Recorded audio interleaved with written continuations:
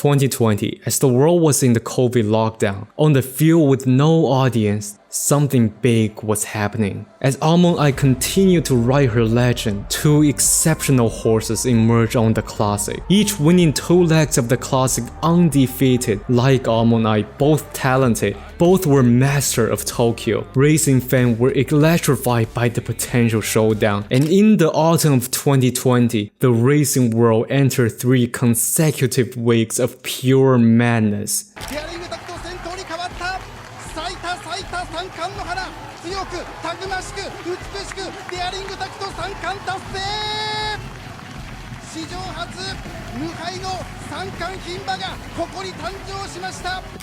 3番コントレイルが出た再び9番アリストテレス、コントレイルかアリストテレスか、コントレイルだ、ゴールイン。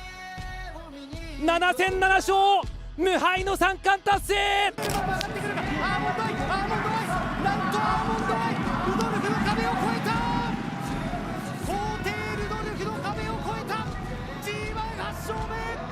3 straight weeks of G1, 3 straight weeks of impact, a succession of historical feats that sent fans into a frenzy. An undefeated Triple Crown and an undefeated Triple Tiara were born in the same season, and they were about to challenge the strongest active champion simultaneously. All of this would take place on the most iconic track, 2400-meter Tokyo racecourse. Anyone who lived through that period will remember the excitement. Is this really happening? Is everyone really running? The clash for the century was about to turn into reality. 収まってジャパンカップスタートしました。After it began, Kiseki was doing Kiseki thing. Almond Eye locked right at the pace. For the first time in 2 years, her odds drifted above 2.0 because the horses behind her was there intact, the undefeated Triple Tiara, and the second favorite Contrail, the undefeated Triple Crown. But odds mean nothing once the gate opened. Hype means nothing on the result. If you ask any analyst before the race on who would win, almost everyone would give you the same answer. Not because the others were weak, but because they were competing against Almond Eye. Witness this race. Celebrate this race. You and I are both witnesses to history. その外から6番コントレイル、内に入った5番デアリングタクトは5、6番手の一戦。さあ抜けれた2番のアーモンドアイだ。2番アーモンドアイ、内から15番のグローリーベイズ、外からは6番コントレイルだが、アーモンドアイだ。アーモンドアイ最強の走りだ。ゴールイン。アーモンドアイです。ラストを飾りました。Great horse can run. For years, that was an unchallenged belief. 1988, Oguri Cap, after 2 painful defeats, made a decisive move. They enlisted the strongest jockey, preparing everything for one final battle. This time, they had to win. Otherwise, regardless of what glory he achieved, Oguri Cap would always be marked as worse than Tamamo Cross. On the other hand, Tamamo Cross answered the challenge fearlessly. Even he was worn down by the repeated competition, but this was what a champion must face. Turning for home, Tamamo Cross surged from the far outside, charging to the front of the field. Oguri Cap, who had enjoyed a perfect stalking, got to a good position. Stride for stride, they locked into their final duel. And this time, Tamamo Cross could not close the gap.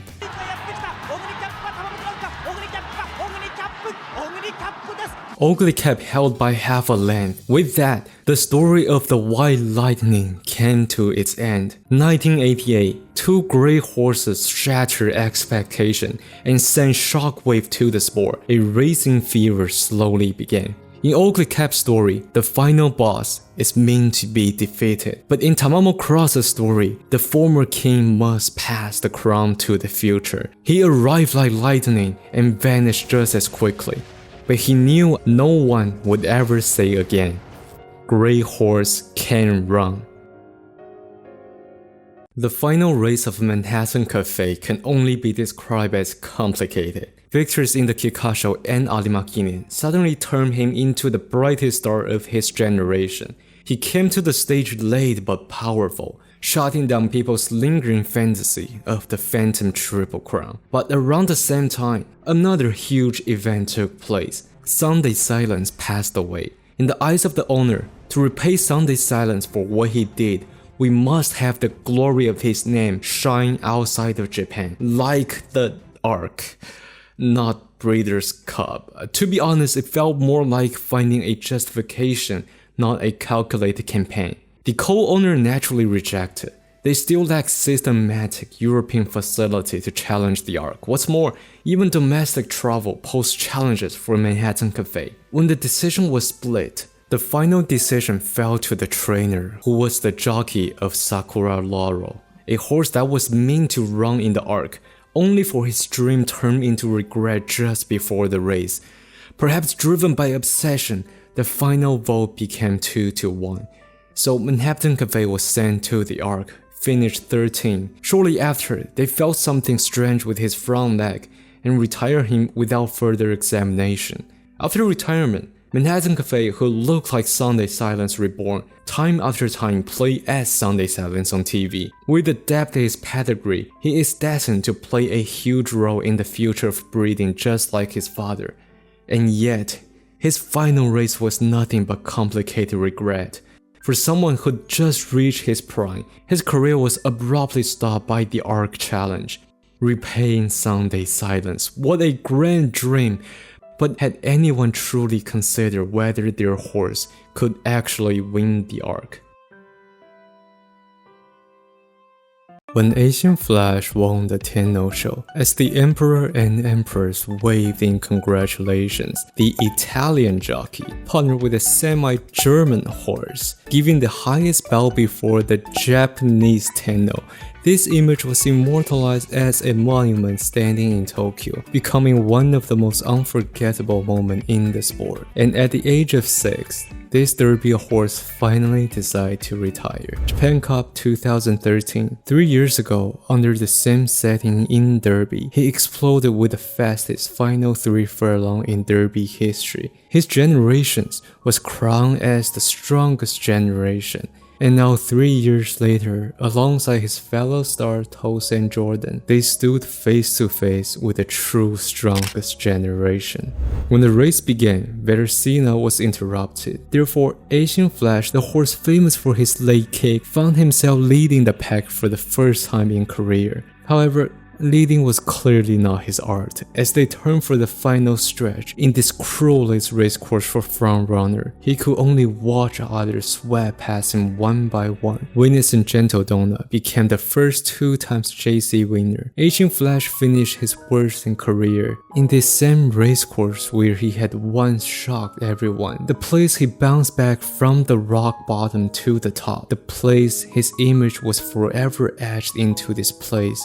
Eishin Flash retired 10th. Today, this German maid had retired from stud peacefully, but there's no more regret. Because the Japan Cup he once left with regret, his son, Vela Azo, claimed the victory with a flash of his legacy, completing the story Eishin Flash left behind. Oh, and there is one thing he can brag about in that race. The second favorite of that Japan Cup. Gold Ship finished 15th. The second last race of Rice Shower has a special place in my heart. At the time when so many people wrote him off, Rice Shower once again shocked everyone. In the final stretch, the runner-up came flying down the outside. The jockey was already celebrating, and yet Rice Shower, with the very last drop of strength, in millimeters, held the other off and shined in the stage of Kyoto after 2 years of a struggle.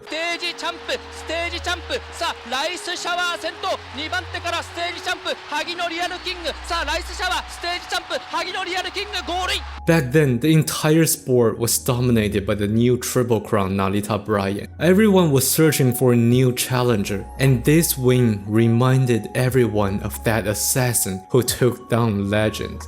But this time, the bull had transformed into cheers. If only the story could end it here. This year is the 100th anniversary for the Kyoto racecourse, a place famous for its hill, a place demand high intelligence from a horse to control their speed and work with their rider. And this is exactly why Rice Shower was called the genius of Kyoto racecourse. Because the usual Hanshin racecourse was impacted by the earthquake, Takara's Kinyan that year was held in Kyoto. a place that is deeply intertwined with the rice shower. It was here he shattered Bourbon's Triple Crown, earning the unjust label as a villain. It was here he denied Mejiro Queen's legacy, drawing even more resentment. It was here he miraculously came back, finally receiving the blessing and cheers he deserved. And it was also here his life came to an end. In real life, he was once portrayed as a villain. In anime, he was crowned as a hero. In my heart, he never was a villain, nor did he ever need to be a hero. I only wish he could have run as happily as ever. After a year-long layoff, Agnes Digital returned to finish his career. Although not in his prime, he stayed true to his fashion. Disappointed in dirt, switched back to turf and broke the course record. No longer good on turf, switched back to dirt and finished second. Still not good enough? Let's go back to turf again. The next race of Digital is truly like the strategy of Top Gun. Unless the race begins, you will never know what position she will be at. 2003 Tenno Show Fall. 2 years ago, when everyone was complaining why there was a third horse racing against opera, he single-handedly ended the opera dynasty. This time, he finished a second last. Everyone knew the next race would be his final goodbye. Looking back in history, rarely do we have a horse strong in both turf and dirt, but even more rarely do you get Agnes Digital, a horse constantly switching around all distances and all surfaces. Thus said, people did not expect it to be Alimakine, the longest distance for him to ever run. The race began. Because of what Tap Dance City just did in the Japan Cup, two other jockeys decided to fight for the leading position in the fear of not being to catch up. Therefore, the usually front-running Tap Dance City miraculously ended up only third up front. A race can be lost, but the pride of leading can never. As a result, the front-running were fighting and running at a blazing speed that completely burned themselves out. Tap Dance City barely finished 8th. The other two sank to the bottom. And under such flying pace, Symboli Rudolf, who stayed at the end of the pace chaser, enjoying himself a dominant record-breaking win.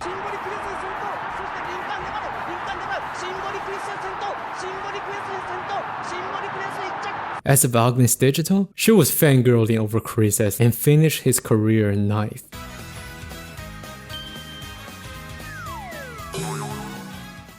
After the reign of TM Opera, the history of Japanese racing was in competitive chaos. Everyone wanted to be that hero of ages, and among the chaos, Agnes Digital was certainly the most accomplished one. G1 6 win is the resume for this self-acclaimed normal umamusume. Unlike others who win under one certain condition repeatedly, none of these victories are the same setting: turf and dirt, Japan and overseas, mile and mid-distance.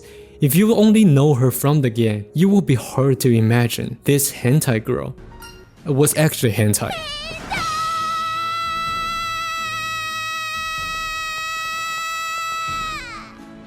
1985 Alimakine, Symboli Rudolf showed everyone what it truly means to be an emperor. G1 7 wins is just the beginning. 2 times Alima champion is where his journey ended in Japan. For any ordinary horse, this would have been the perfect ending. Retirement, stud duty, the endless glitter of the breeding business. It is just part of the business, but not for the Triple Crown winner. A Triple Crown in Japan is not the ultimate glory, or to put it better, it does not just mean glory, it means a greater responsibility. The following year, Symboli Rudolf set his sight overseas to prove that Japanese racing could stand shoulder to shoulder with the world, with the arc being one of the goals. But his owner decided that he should first travel to the US to adapt to foreign conditions. Therefore, it caused a lot of conflict within the team. As a result, in his first and only overseas race, Symboli Rudolf suffered a tendon injury. In the international stage, the emperor retired. Before he could begin his journey, the overseas campaign was already ended. Yet that single step beyond Japan was a turning point in history. Symboli Rudolf became the first to show that Being a Triple Crown winner is not the end, it is only the beginning. Even wounded, even in unfamiliar, in adverse condition, the Triple Crown must face the challenges. If the Emperor refuses the challenge, then who else will? From that moment on, generations of Japanese racehorses follow in his footsteps, charging toward the world stage. No one sought excuses for Symboli Rudolf's defeat, nor did they pity his loss, because his mission became the torch passed down to future champions. From the moment he stepped onto the foreign soil, a new era began for Japanese racing, and many other Triple Crowns followed after him. They were champions and pioneers in equal parts, paving the way for the future generations. So who will be the next to inherit the Emperor's will and once again challenge the world stage? After a redemption victory in the Japan Cup, the Great Empress decided to retire at the Arimakine when Buena Vista began her career, and it was supposed to be a regular debut. Among the top 5, 3 of them later became G1 champions. Even the remaining 2 were Derby's second place and G2 winner. This debut was later called the most competitive debut race in history. As if this has to have a proper ending, her final chapter demanded a stage even more grand. Dubai World Cup winner Victoria Pizza, Derby winner Eishin Flash with the fastest final sprint, Ernest Lee, who just broke a super record in Takarazuka-Kine, Tosin Jordan, the 2000-meter world record holder, all at the peak of their career.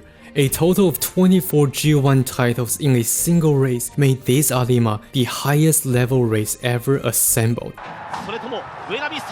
The race began. Buena Vista stayed in the mid-pack. The pacing was visibly slow, but only when the timer appeared did the crowd erupt in disbelief. Nakayama Racecourse is a place unforgiving for those at the back. On top of that, the final hill is the steepest hill in Japan. Even the best had lost to this demanding racecourse, and 63.8 seconds for the first 1000 meter was the slowest since the new century, making those who stay at the rear doomed for failure. Due to such slow pace, Buena Vista, for the first time in her career, dropped out of top 5. Eishin Flash, who stayed at the front, finished second place, and the winner was a strange horse. A slow pace while choosing to stay at the rear, an uphill battle on Nakayama's unforgiving slope, a long final spurt from the far outside. All these choices were reckless.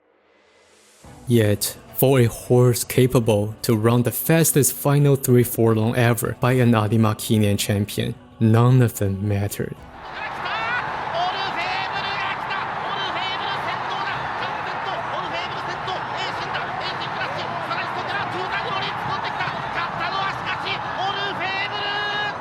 In spring, the champions appeared. When the great earthquake struck, they rekindled hope for the people. In fall, the tyrant claimed his faithful crown, igniting a racing frenzy for the nation. Winter, Nakayama reopened. The absolute monarch returned to his loyal throne. It was a time of the heroes. When the nation needed a spiritual idol, they answered the call. Once, Buena Vista received the Empress legacy from Vodka, but her legacy became the torch. And now, that torch passed down to the future. They will fulfill her unfinished dreams. I think watching all this unfold, Buena Vista would feel truly proud in her heart. At the turn of the century, no one could resist the reign of the Overlord. To place TM Opera among the greatest would not be an exaggeration, but even the greatest monarch must one day grow old.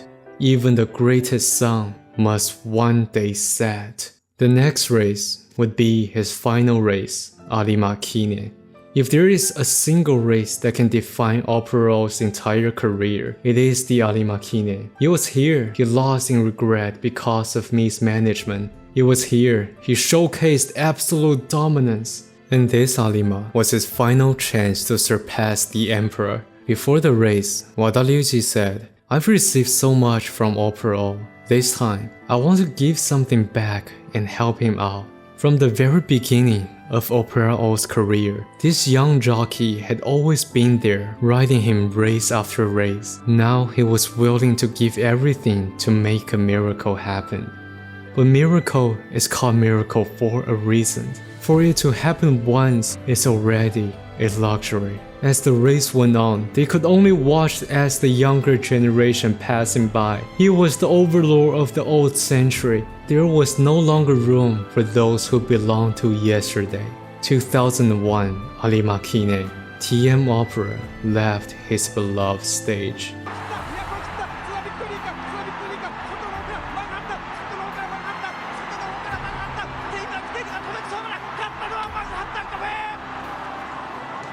Opera O gave me everything, and I could not repay him.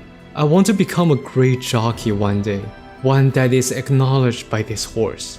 Wada Ryuji, the inexperienced rookie who met his once-in-a-lifetime horse at youth, and TM Opera O, the horse that helped him step into the peak of his career. Remove either one of them, this story would never be complete. But when he was riding Opera O for the final time, he sensed that Opera was shaking. Was he scared? Did he know this was his last time with him? What he couldn't do at youth, he wanted to be a jockey that this horse would be proud of. When I win another G1, I will go back and see him. This was the promise he made at Opera O's retirement.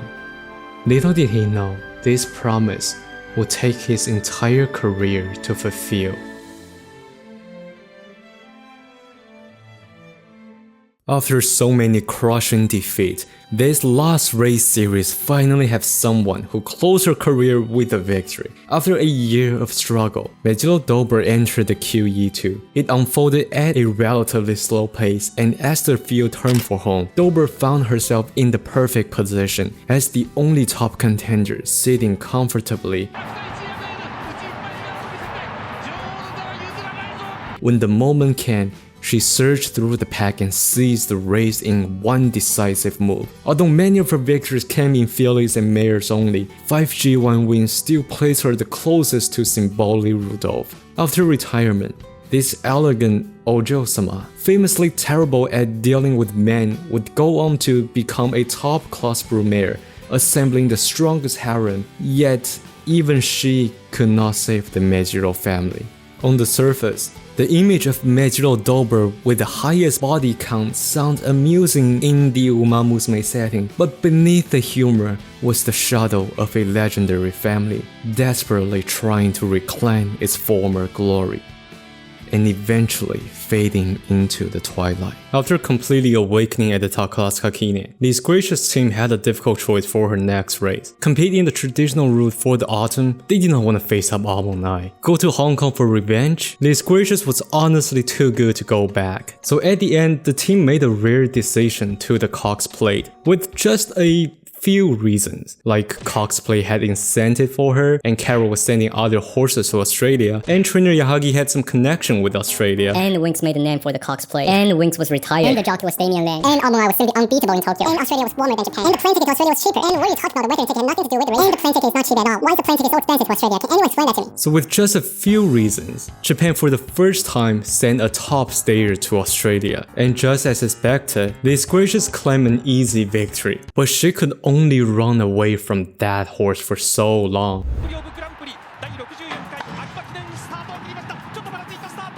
At the Alimakine, the odds suggest an overwhelming favorite to Almond Eye. The pace, even if it's in Tokyo, was just flying. Trainer Yahagi was watching with bated breath. Lys Gracieux was indeed in her best shape, but could they truly beat a horse like Almond Eye? He had no idea. However, looking at Almond Eye, behind that overwhelming odds was a team just as anxious. If we look at her schedule that year, after Dubai, the team firmly said they won't aim for the arc. They skipped for the Takasakine, almost going to Hong Kong just to skip the Alima. Judging by her pedigree, they knew Almond Eye was a fast horse, not a strong horse. And not to their surprise, the first one to fade was exactly Almond Eye. But on the other side of the race, Lys Gracieux delivered one of the greatest performances in the Alima.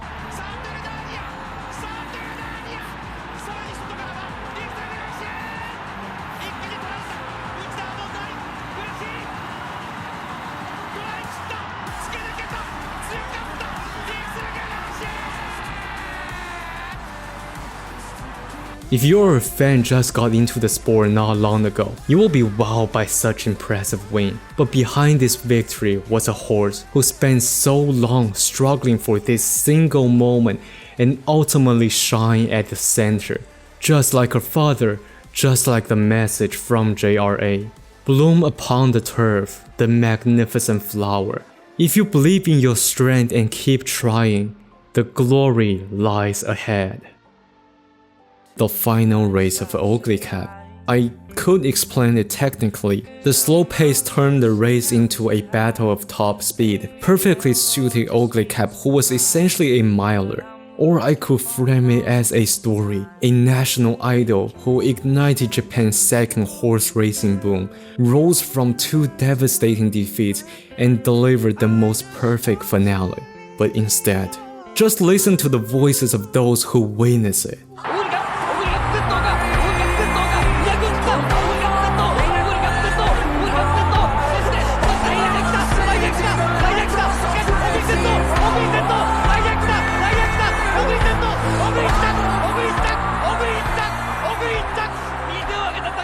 On this surface, countless epicness and tears intertwine, and from that moment on, this race became synonymous with a single word: miracle.